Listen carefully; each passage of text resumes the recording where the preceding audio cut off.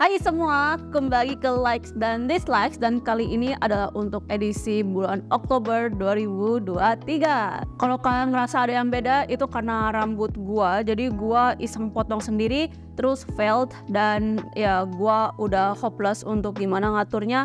Jadi kayak ya udah abaikan rambut gua, dan maaf kalau misalnya kayak aneh banget penampilan gua. Oke, nggak usah basa-basi, langsung aja kita ke likes-nya. Dan kayak biasa mulai dari skincare dulu. Pertama, gua suka dengan cleansing oil dari Hanskin. Hanskin ini tuh brand Korea, dan fun fact, mereka itu kayak salah satu leading brand untuk K-beauty, dan mereka juga pelopor BB cream pertama. Jadi ini tuh beneran legit K-beauty brand yang udah lama dan terpercaya gitu kualitasnya.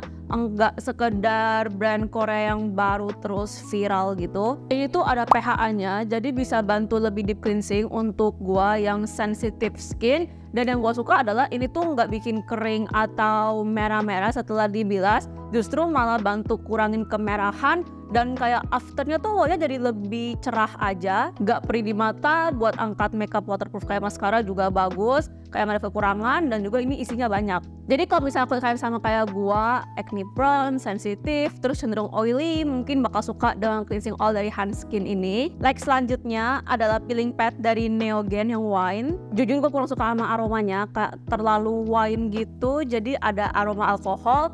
Gue pribadi nggak tahu bener alkohol atau enggak, cuman ya mungkin untuk kalian yang muslim coba cross check lagi ini tuh halal atau enggak. Jadi ini ada dua sisi, bagian kasar dan bagian halus, dan cukup besar sih ukurannya. To be honest, kalau bisa dipakai ke wajah tuh agak kasar ya, jadi tuh bikin rada sakit. Tapi gue suka banget pakai ini untuk leher, belakang leher terutama, terus juga kayak ketiak gitu, dan oh my god, jadi lebih bersih banget setelahnya. Kayak gue tuh lebih suka pakai ini untuk badan. Kalau misalnya kulit kalian gak begitu sensitif, mungkin bakal suka juga.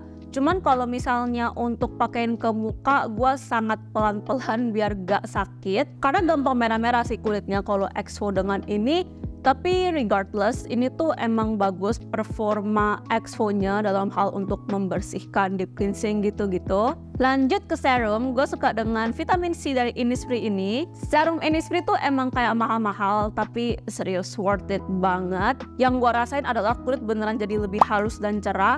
Kayak sebelumnya gue tuh belang antara muka dan leher, tapi sejak pakai ini tuh jadi gak belang. Gue bakal nemuin foto before afternya kayak biasa. Teksturnya juga gak lengket, tapi gue pribadi saranin jangan pakai terlalu banyak kalau kalian cenderung oily, karena itu too moisturizing. Ini vitamin C tergolong stabil, dan gue pribadi nggak tahu berapa persentasenya, tapi kayaknya sih masih friendly sih untuk pemula. Gak bikin makin berminyak, gak bikin jerawatan juga, kayak gak ada concern spesifik selain mungkin pertama jangan apply terlalu banyak tadi, dan juga harganya emang lumayan pricey. Tapi worth it sih, ini serius bikin kulit jadi jauh lebih halus dan cerah. Tapi ini tuh kurang efek untuk jerawat menurut gua. Jadi kalau misalnya kalian jerawatan beruntusan juga, ini tuh kurang ada efek signifikan, lebih ke mencerahkan sih. Sekarang ke body care, gue suka dengan deodoran dari Holy Grails. Jadi ini deodoran plus parfum, selain buat nahan odor, tapi juga add aroma ke ketiak kalian. Jadi kalau misalnya gue pakai varian yang ini, yang varian bayi gitu,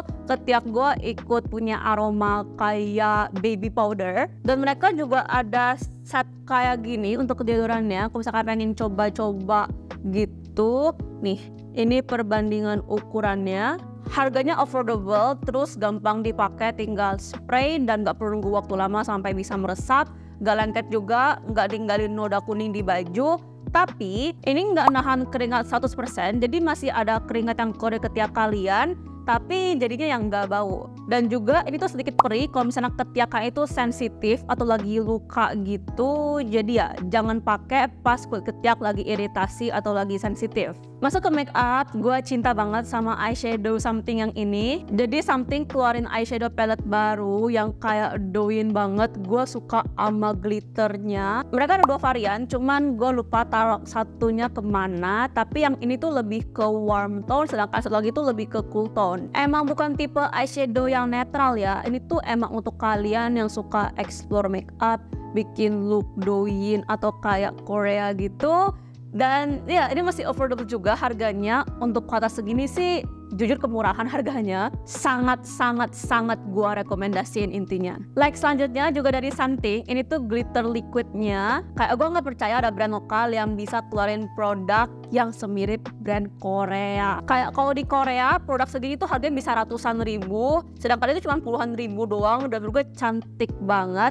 Ini yang warna gold, ada yang warna silver juga. Dan shine dari glitternya itu bagus, beda dengan glitter liquid dari brand Cina abal-abal. Jadi ya something bener-bener keren banget untuk tahun ini. Sekarang ke bibir, gue suka dengan lip balm dari Dear Me. Ini menurut gue beneran worth the hype, kayak beneran melted gitu formulanya. Pigmentasinya juga bagus banget, jadi bisa untuk bibir gelap. Dan gue pribadi suka dengan warna Dear Lala. Hasil glossnya itu bener-bener cantik. Kayak gue saranin kalian punya satu warna. Enggak overrated, tapi kekurangannya mungkin ini tuh kurang tahan lama, kayak kurang nge-stain gitu. Tapi kayak mereka nggak ada klaim nge-stain sih, kayak beneran tinted lip balm, jadi lip balm berwarna.